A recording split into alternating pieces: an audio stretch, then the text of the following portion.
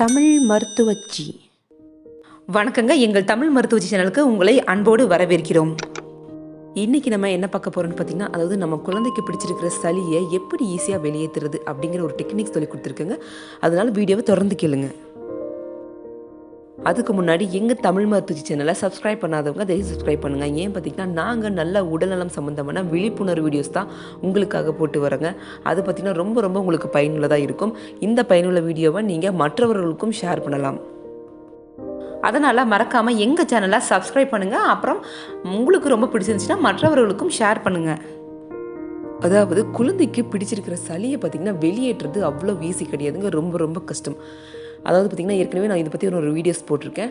மேலும் பார்த்திங்கன்னா இது நெஞ்சு சளி கரையிறதுக்காக ஒரு டெக்னிக் சொல்லி கொடுத்துருக்காங்க. அதாவது பார்த்திங்கன்னா குழந்தைகளுக்கு நெஞ்சு சளி பிடிச்சிச்சின்னா ரொம்ப கஷ்டங்க. அவங்க ரொம்ப பாதிப்படைவாங்க, ஒரு மூச்சு விட கூட சிரமப்படுவாங்க. ரொம்ப அப்படியே மூச்சு அடைச்சிக்கோ, அதனால சாப்பிட மாட்டாங்க, தண்ணி கூட குடிக்க மாட்டாங்க, அவ்வளோ கஷ்டப்படுவாங்க. இதனால் இருமல் வரும், மூக்கடைப்பு உருவாகும், அதனால் நிறைய கஷ்டம் வரும். இதனால் ஒவ்வொரு குழந்தைக்கு பார்த்திங்கன்னா ஐசியூவில் கூட போய் அட்மிட் ஆகிற அளவுக்கு அஃபெக்ட் ஆகிருக்கிறாங்க. அதுவும் இக்கால சூழ்நிலையில் உங்களுக்கே தெரியும், கொரோனா பரவிட்டு இருக்குது. 3வது அலை பார்த்திங்கன்னா குழந்தைகளை அதிகமாக பாதிக்கும் என்று ஒரு ஆய்வு சொல்லியிருக்குங்க. அதனால் இந்த மாதிரி டைம்களில் நீங்கள் பார்த்திங்கன்னா உங்கள் குழந்தையின் மீது கொஞ்சம் கவனமாக தான் இருக்கணுங்க. எப்படியாவது குழந்தைகளுக்கு சளி பிடிக்காமல் பார்த்துக்கணும். அது மட்டும் இல்லாமல் நீங்கள் பார்த்திங்கன்னா ரொம்ப குழந்தையோட கேர் பண்ணிக்கணும். இந்த டைம் பார்த்திங்கன்னா வெளியே எங்கேயோ அனுப்பாதீங்க. அப்படியே நீங்கள் ஒரு வேளை வெளியே கூட்டிகிட்டு போகிற சூழ்நிலை இருந்தால் கண்டிப்பாக உங்களுக்கு சானிடைசர், மாஸ்கெல்லாம் போட்டுட்டு கூட்டிகிட்டு போங்க. அப்புறம் குளிர்காலங்களில், மழைக்காலங்களில் இப்போ அந்த மாதிரி கிளைமேட் தான் இருக்குது. அதனால் கண்டிப்பாக நீங்கள் அவங்க சாப்பிட்ற உணவுகள்லையும் குடிக்கிற தண்ணீர்லையும் கூட நீங்கள் கண்டிப்பாக கவனம் கொள்ளணும். நம்ம என்ன தான் கவனித்தாலும் சில குழந்தைகளுக்கு பார்த்திங்கன்னா சளி பிடிச்சிருக்கும், நமக்கே தெரியாது எப்படி சளி பிடிக்கும், நம்ம பார்த்து தான் இருந்திருப்போம், அதனால் அவங்களுக்கு சளி பிடிச்சிருக்கும். அப்படி ஒரு வேளை குழந்தைகளுக்கு தீராத சளி, அதாவது கெட்டி சளி, நெஞ்சு சளியெல்லாம் பிடிச்சிருக்கும், மூச்சு விட கூட கஷ்டமாக இருக்கும், வீசிங் கூட வரும். அந்த டைமில் பார்த்திங்கன்னா நீங்கள் கண்டிப்பாக அருகில் இருக்கும் மருத்துவர்கிட்ட போய் அவங்க நீங்கள் கண்டிப்பாக காமிச்சாகணும். அவங்க கொடுக்குற மருந்துக்களை நீங்கள் கண்டிப்பாக கடைப்பிடிக்கணுங்க. சில குழந்தைகளுக்கு பார்த்திங்கன்னா சளி பிடிச்சா வீசிங் வரும்னு சொல்லியிருக்கல, அந்த குழந்தைகளை கண்டிப்பாக நீங்கள் கவனித்து பக்கத்தில் இருக்கிற டாக்டர்கிட்ட போய் அவங்களுக்குரிய ப்ரிவென்ஷன் மெடிசன்ஸை நீங்கள் எப்பவுமே எமர்ஜென்சியாக வீட்டில் வச்சுக்கணுங்க. அதாவது 2 வயது மேலே இருக்கிற குழந்தைகளுக்கு நம்ம சளி பிடிச்சிருக்கிறத நம்ம ஈஸியாக கண்டுபிடிச்சிடலாம். அவங்களே சொல்லுவாங்க, இல்லைனா செய்கலியாச்சு காட்டுவாங்க. ஆனால் பார்த்திங்கன்னா பிறந்த குழந்தையிலிருந்து 1 வயது குழந்தை வரை அவங்களுக்கு சளி பிடிச்சிருக்கிறது கண்டுபிடிக்கிறது கொஞ்சம் நமக்கு கஷ்டம்தாங்க. ஏன்னா அவங்களுக்கு சொல்ல தெரியாது, அழுதுகிட்டே இருப்பாங்க, மூச்சு விடுறது ரொம்ப கஷ்டமாக இருக்கும். ஏன்னா அங்கே நெஞ்சு சளி பிடிச்சிருக்குங்க, அது கரைஞ்சிருக்காது. அதனால் அவங்களுக்கு மூச்சு விட சிரமமாக இருக்கும். அதனால் வீசிங் ப்ராப்ளம் வரும், அழுதுகிட்டே இருப்பாங்க, எதுவும் சாப்பிட மாட்டாங்க. ஏன்னா பார்த்திங்கன்னா நெஞ்சில் பார்த்திங்கன்னா நல்லா கெட்டி சளி பிடிச்சிருக்கும். அந்த கெட்டி சளியை கரைய வைக்கிறதா ரொம்ப கஷ்டம். அதாவது சளியை கரைய வச்சிட்டிங்கன்னா ஒன்றா வாந்தி, இல்லைன்னா மூக்கின் வழியாவோ இல்லைன்னா மலத்தின் வழியாவோ வெளியே வந்துடும். ஆனால் அந்த நெஞ்சு சளி கரையாமல் அப்படியே இருந்துச்சுன்னா அது மிகப்பெரிய ஆபத்தில் கொண்டு போய் முடியும். அதனால் குழந்தைகளுக்கு நெஞ்சு சளி பிடிச்சிருந்துச்சுன்னா கண்டிப்பாக நீங்கள் அவங்களுக்கு கவனம் மேற்கொள்ள வேண்டுங்க. அதற்குரிய டெக்னிக் தான் இப்போ நான் சொல்லியிருக்கேன். இந்தபடி நீங்கள் ஃபாலோ பண்ணிங்கன்னா மேக்ஸிமம் பார்த்திங்கன்னா நெஞ்சு சளி கரைஞ்சிரும். எங்களோட பாட்டி அம்மாக்கள்லாம் எங்களுக்கு அப்படி தான் பண்ணியிருக்காங்க, இந்த மாதிரி தான் பண்ணுவாங்க நெஞ்சு சளி கரைகிறதுக்கு. அதனால் நீங்களும் அதை ட்ரை பண்ணி பாருங்கள். இந்த முறையை பார்த்திங்கன்னா நீங்கள் 3 மாத குழந்தையிலிருந்து பெரிய வயது குழந்தைகள் யாருக்கு வேணாலும் ட்ரை பண்ணலாங்க. ஏன் பார்த்திங்கன்னா இது வாய்வழி மருத்துவம் கிடையாது, ஃபிசிக்கல் ஆக்டிவிட்டி தான். அதனால் எந்த ஒரு பிரச்சனையும் வராது, தைரியமாக நீங்கள் இதை ஃபாலோ பண்ணலாங்க. இதுக்கு நீங்கள் என்ன பொருள் எடுத்துக்கிறீங்கன்னு பார்த்தீங்கன்னா ஒன்றும் இல்லைங்க. அதாவது நீங்கள் தைலம் வச்சுருப்பீங்களா, குழந்தைகளுக்கான தைலம் விற்கும் மெடிக்கல் ஷாப்பில், அந்த மருந்தகமில் போய் நீங்கள் வாங்கிக்கிங்க. அதாவது குழந்தைகளுக்கான தைலம் அது பார்த்திங்கன்னா மைல்டாக இருக்கும், அதாவது ரொம்ப ஹார்ட் கம்மியாக இருக்கும். இந்த பவர் கம்மியான தைலத்தை மட்டும்தான் நீங்கள் சிறு வயது குழந்தைகளுக்கு யூஸ் பண்ணணும். 3 வயது குழந்தைகளுக்கு மேலேனா பிரச்சனை இல்லைங்க, நீங்கள் சாதாரணமாக யூஸ் பண்ணுற தைலம் போட்டுக்கலாம். ஆனால் பார்த்திங்கன்னா கண்டிப்பாக குழந்தைகளுக்குரிய தைலத்தை நீங்கள் யூஸ் பண்ணணும். மறுபடியும் சொல்கிறேன், குழந்தைகளுக்கான தைலத்தை நீங்கள் யூஸ் பண்ணிக்கிங்க, வேறு எந்த தைலம் யூஸ் பண்ணாதீங்க. உங்களுக்கான தைலத்தை நீங்கள் யூஸ் பண்ணினீங்கன்னா என்னென்னா பவர் ஜாஸ்தியாகுங்க. அதனால் அவங்க அந்த ஹார்ட் தாங்க முடியாது, காரமாக இருக்கும், அந்த எரிச்சல் அவங்க உடம்பு தாங்கிக்காது. ஏன்னா அவங்க உடம்பு ரொம்ப சாஃப்டாக இருக்கும். அதனால தான் சொல்கிறேன், நீங்கள் யூஸ் பண்ணுற தைலத்தை நீங்கள் தயவு செஞ்சு யூஸ் பண்ணாதீங்க. இதற்கு அடுத்ததாக பார்த்திங்கன்னா ஒரு நல்ல காட்டன் துணி எடுத்துக்கோங்க. காட்டன் துணி எந்த ஒரு காட்டன், அதாவது ஹீட்டை லைட்டாக வெளிப்படுத்தும் காட்டன் துணி. அதனால தான் காட்டன் துணி எடுக்க சொல்கிறேன். நீங்கள் தயவு நைலான் துணியோ இல்லை வேறு விதமான துணி வகைகளை எடுத்துக்காதீங்க. காட்டன், நல்ல சுத்தமான காட்டன் துணியை எடுத்து வச்சுக்கோங்க. காட்டன்னா பார்த்திங்கன்னா தமிழில் பருத்தி துணி சொல்லுவாங்க. இதற்கடுத்ததாக பார்த்தீங்கன்னா, அதாவது குழந்தைகளுக்கான தைலத்தை எடுத்துக்கோங்க. அதில் பார்த்தீங்கன்னா லைட்டாக எடுங்க. நீங்கள் யூஸ் பண்ணுற அளவுக்கு நீங்கள் தைலத்தை எடுத்துக்காதீங்க. ஏன்னா இது குழந்தைகளுக்கு யூஸ் பண்ணுறது. அதனால் ஒரு விரலில் கொஞ்சம் எடுங்க. நான் காமிச்சிட்டு பார்த்தீங்களா, அது மாதிரி கொஞ்சமாக எடுத்துக்கோங்க. எடுத்துகிட்டு குழந்தைகளின் மேல் பரப்பில், அதாவது நெஞ்சு பகுதியிலையும் முதுகு பகுதியிலையும் நல்லா ரப் பண்ணுங்க. அதாவது நீங்கள் 3 மாத குழந்தைக்குலேருந்து 1 வயசு குழந்தைகள் மட்டும் நீங்கள் தைலம் தேய்க்கிறீங்கன்னா கொஞ்சம் கவனமாக இருங்க. ஏன் பார்த்தீங்கன்னா அவங்களோட தோல் பார்த்திங்கன்னா ரொம்ப மிருதுவாக இருக்கும், அதாவது சாஃப்டாக இருக்கும். அப்படிங்கிறபோது சில குழந்தைகளுக்கு இந்த தைலம் சேராமல் தோல் ஒவ்வாமை, அதாவது பார்த்திங்கன்னா ஸ்கின் இரிட்டேஷன் ப்ராப்ளம் வரும். அதனால தயவு செஞ்சு பார்த்து அவங்களுக்கு பக்குவமாக இந்த டெக்னிக்கை யூஸ் பண்ணுங்கள். இல்லை அவங்களுக்கு பார்த்தீங்கன்னா தைலம் யூஸ் பண்ணிங்கன்னா சில குழந்தைகளுக்கு பார்த்திங்கன்னா தோல் ஒவ்வாமை வரும். அதாவது பார்த்திங்கன்னா நீங்கள் ஒரு டைம் யூஸ் பண்ணாலே தெரியும், குழந்தைகள் தைலம் போட்டால் அங்கே வந்து பொறுன்னு வரும். அந்த மாதிரி ஸ்கின் இரிட்டேஷன் ஆகிற குழந்தைகளுக்கு பார்த்திங்கன்னா தயவு செஞ்சு இந்த தைலத்தை போடாதீங்க, ஸ்டாப் பண்ணிடுங்க.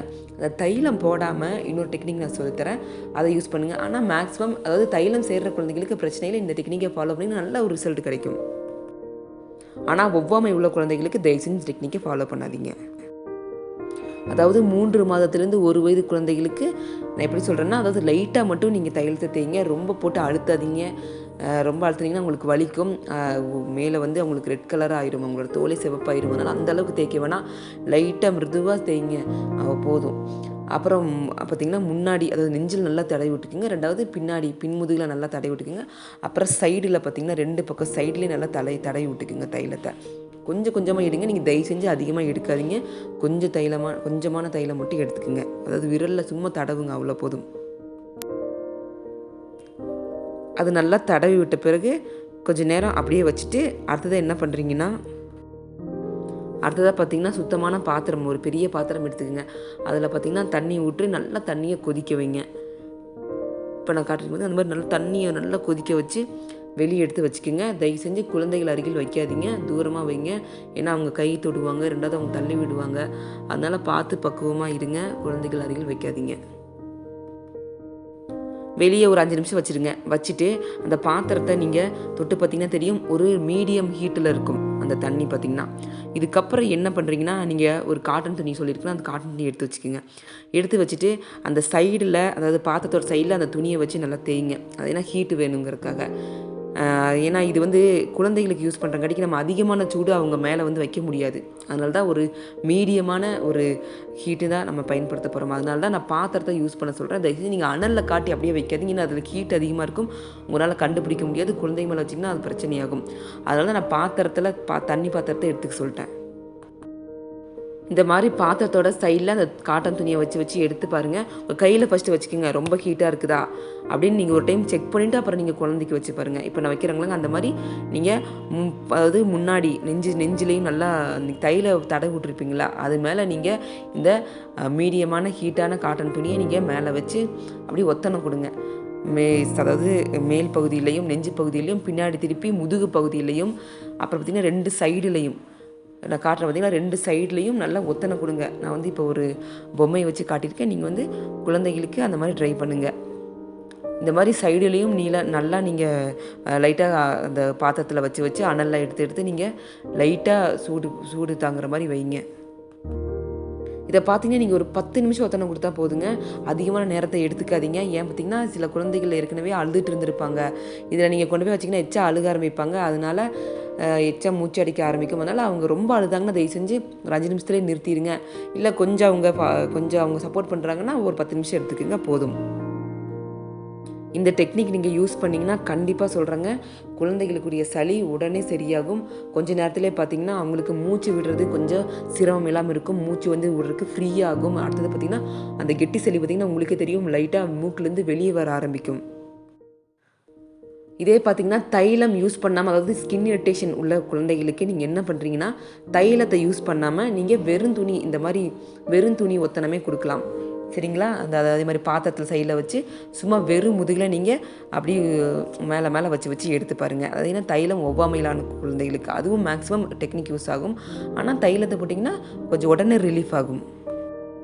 இந்த டெக்னிக்கை பார்த்திங்கன்னா குழந்தைகளுக்கு ஒரு நாளைக்கு ஒரு டைம் யூஸ் பண்ணாலே போதுங்க. தயவு செஞ்சு ஒரு நாளைக்கு மேக்ஸிமம், அதாவது 2 டைம் 3 டைம் எல்லாம் இந்த மாதிரி ஒத்தனை வைக்காதீங்க. ஒரு நாளைக்கு ஒரு டைம் போதும். இல்லையா, ஒரு வேளை நைட்டில் ஒரு குழந்தைகளுக்கு வந்து ரொம்ப மூச்சு அடிக்கும், அந்த மாதிரி டைமில் நீங்கள் யூஸ் பண்ணுங்கள். இது ஒரு எமர்ஜென்சி டெக்னிக் தான். 100% ரிசல்ட் கிடைக்குங்க. நீங்கள் ட்ரை பண்ணி பாருங்கள். ட்ரை பண்ணிவிட்டு உங்கள் குழந்தைக்கு சரியாச்சுன்னா தயவு செஞ்சு எங்கள் கமெண்ட் பாக்ஸில் கமெண்ட் பண்ணுங்கள். அது மட்டும் இல்லாமல் இதில் ஏதாச்சும் உங்களுக்கு சந்தேகம் இருந்தாலும் நீங்கள் கமெண்ட் பாக்ஸில் கமெண்ட் பண்ணுங்கள். இந்த மாதிரி குழந்தைகள் சம்மந்தமான நல்ல விழிப்புணர்வு வீடியோஸ் எல்லாம் எங்களோட சேனல் பிளேலிஸ்ட்டில் இருக்குங்க. தயவு செஞ்சு அந்த வீடியோக்குள்ளே ஓப்பன் பண்ணி பாருங்கள். ரொம்ப பயனுள்ளதாக இருக்கும். அது மட்டும் கிடையாதுங்க, அதாவது நம்ம உடல்நலம் சம்மந்தமான நிறைய விழிப்புணர்வு வீடியோஸ்களும் எங்களுடைய வீடியோ பிளேலிஸ்ட் இருக்குது. தயவு செஞ்சு அதை பாருங்கள். நல்லா இருக்கும், உங்களுக்கும் ரொம்ப உதவியாக இருக்கும், பயனுள்ளதாகவும் இருக்கும். அடுத்த பார்த்திங்கன்னா இந்த வீடியோஸ் உங்களுக்கு பிடிச்சின்னா கண்டிப்பாக மற்றவங்களுக்கு ஷேர் பண்ண மறந்துடாதீங்க. பார்த்திங்கன்னா எங்களோட வீடியோக்கு கீழே இருக்கிற தமிழ் மருத்துவ வச்சு லோகோ பக்கத்தில் பார்த்திங்கன்னா சப்ஸ்கிரைப்னு ஒரு பட்டன் இருக்கும். அதை கிளிக் பண்ணிவிட்டு பக்கத்தில் பெல் பட்டன் இருக்கும். அதையும் கிளிக் பண்ணினீங்கன்னா நாங்கள் போடுற வீடியோஸ் நோட்டிஃபிகேஷன்ஸ் எல்லாம் உங்களுக்கு கண்டிப்பாக வந்து சேரும். அதனால் மறக்காமல் சப்ஸ்கிரைப் அண்ட் பெல் பட்டனை ப்ரெஸ் பண்ண மறந்துடாதீங்க. ஓகேங்க, இந்த வீடியோ பார்த்தமைக்கு ரொம்ப ரொம்ப நன்றி. எங்களை பின்தொடரவும்.